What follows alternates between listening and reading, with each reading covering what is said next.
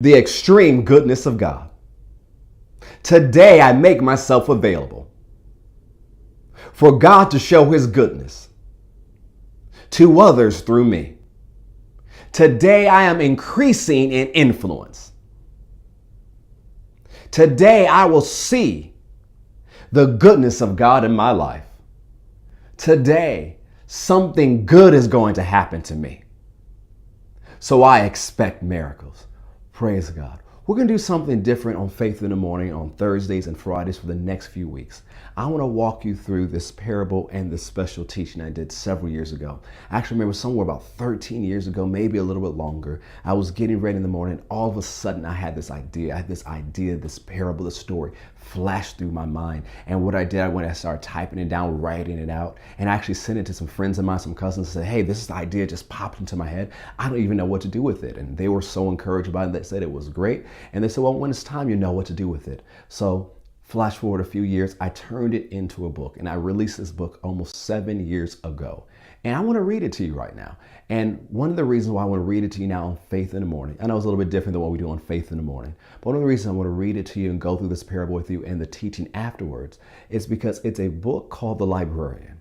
And it's a parable about discovering and living God's plan for your life, discovering and living God's purpose for your life. And as we start the year, a lot of people say, okay, am I living purposefully? Why am I here? What has God called me to do? And no matter how old you are, no matter where you are, don't feel embarrassed if you don't really know what you're called to do or your purpose yet.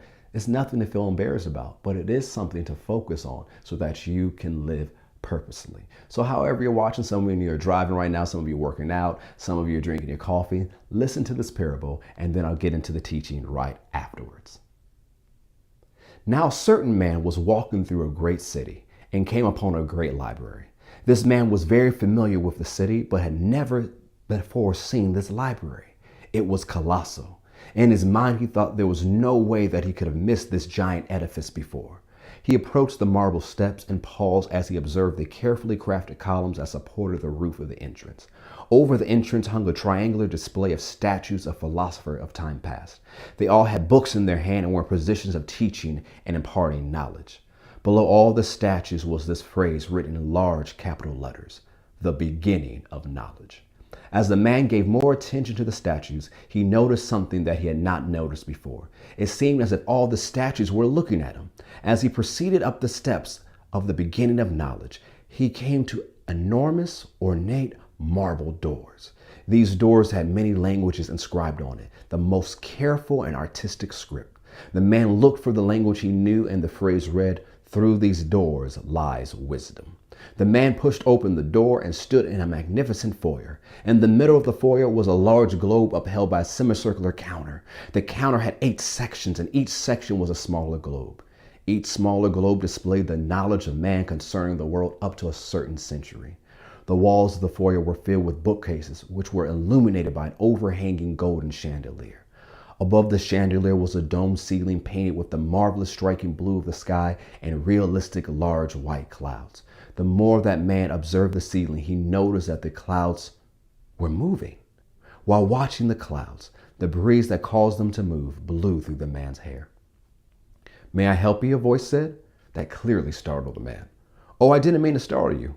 I am the librarian. You must sign in." The man nods, regaining his composure, and heads for the librarian's desk that he missed as he took in the other features of the foyer. The librarian was an older man with a gray beard that drooped slightly lower than his chin. His eyes were kind and grandfatherly. The librarian wore a simple white shirt and khaki pants. He sat behind a waist-high cherry wood counter propped up in an elevated chair. Behind the librarian's desk were even more bookcases, but the books behind him were marked attendance. The old man gestured toward the sign-in sheet as the man made his way over to it. As the man signed in, the librarian asked, "Would you like to see the most precious books?" "Sure," the man casually replied. "Great," the librarian exclaimed as he hurried his way from behind the counter. "This way, this way." The librarian led the man around the giant globe toward a wide hallway. The hallway was lit by the rays of the sun that reflected through the window panes surrounded by golden frames. The man looked out the windows to see courtyards on each side.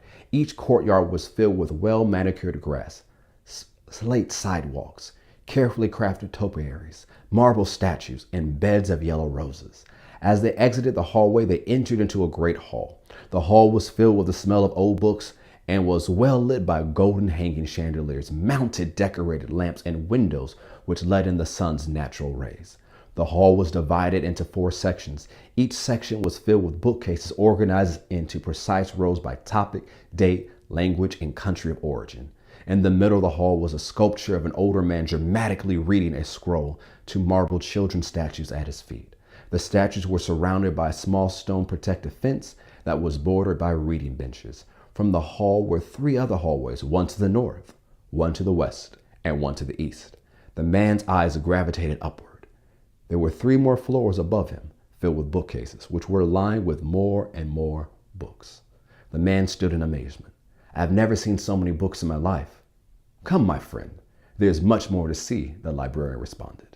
The 2 walked toward the center of the hall and began to walk around to the left of the statue display when the man looked to the west and stopped in his tracks. Above the west hallway entrance read, "The Annals of the History of the Planets of the Universe."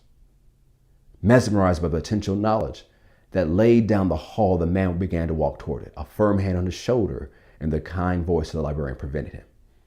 "Perhaps on your next visit." The man turned toward the librarian with the look of a child in a toy store begging his parent for the latest toy. "For now," the librarian replied, "that great knowledge will not do you any good. But trust me, the precious books you will see will benefit you much more." Resigned to the fact that he would not see the hallway during this tour, he once again followed the librarian around the display and toward the north hallway. The north hallway had no windows but was lit by mounted lanterns. On each side of the hallway were 3 doors that led to different great rooms. As they walked past the second door on the right, the curiosity of the man got the best of him and he opened the door. Lanterns lighted this room as well, but not electric lanterns like the ones he had seen in the hallway, but lanterns used centuries ago. The man examined the room and noticed that instead of books, each shelf was filled with scrolls. The man's attention immediately was fixed on the large golden plaque on the back of the room. His mouth dropped open in amazement as he read the plaque's words, "The Lost Scrolls of the Library of Alexandria." "The library will be closing soon. We must continue," the librarian reminded the man. The man closed the door and continued down the hall. The hallway opened to a circular room that was lined with one continual bookshelf except for openings for hallways that led to the north, northwest, and northeast. The room was bright with light. It was the most lit room in the entire library. Above the bookshelf were 24 stained glass windows. In between each window was an electric lantern. The ceiling was filled with different lights and mirrors that reflected the light in one central direction, toward the middle of the room. In the middle of the room was a giant book. The book was 10 feet in width and length and was positioned on a large wooden pedestal. All the lights in the room focused on this one book. The colored light of the stained glass windows accentuated the pages of the book. The man approached the book and studied the 2 large pages. The first letter of the first word of each page was decorated and crafted into a picture likened to the ones that monks painted centuries ago.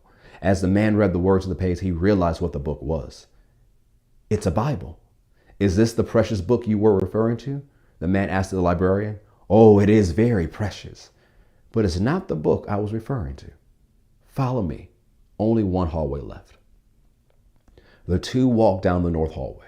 This hallway had no doors or windows, but had one purpose: to lead to the next room. They entered the next room, which was bordered by towering bookshelves, each filled with thick books and accompanied by a few ladders that would give a person access to the highest books. The man followed the librarian to the back of the room to a small table that protruded from the bookshelf. On the table was a singular electric candle. The librarian began to peruse the books in front of him. "Ah, here it is." The librarian pulled out 2 seemingly identical books and laid them on the table. "That's my name," the man exclaimed, as he realized that his name was the title of the 2 books. The librarian opened the 2 books and began to flip through their pages and stopped on a certain page. He motioned for the man to look at the pages. The man read one page of each book and realized that each page described a different account of a certain day of his life. The librarian quickly shut each book and pointed to the book's authors. On one book, the author was the man himself, but on the other book, the author was God. The librarian looked into the man's eyes and said, "You will be judged by the difference of these 2 books." Let me read you a couple of scriptures before we go. Psalm 139, verse 16. "You saw me before I was born. Every day of my life was recorded in your book. Every moment was laid out before a single day had passed. Ephesians 2:10, for we are God's masterpiece. He has created us anew in Christ Jesus so we can do the good things he planned for us long ago. 2 Corinthians 5:9 through 10. So whether we are here in this body or away from this body, our goal is to please him, for we must all stand before Christ to be judged. We will each receive whatever we deserve for the good or evil we have done in this earthly body. Daniel 7:10. And a river of fire was pouring out, flowing from his presence. Millions of angels ministered to him. Many millions stood to attend him. Then the court began its session, and the books were open. Revelation 20, verse 12. I saw the dead, both great and small, standing before God's throne. And the books were open, including the book of life. And the dead were judged according to what they had done, as recorded in the books. I'll share with you more tomorrow on Faith in the Morning. Have a great day.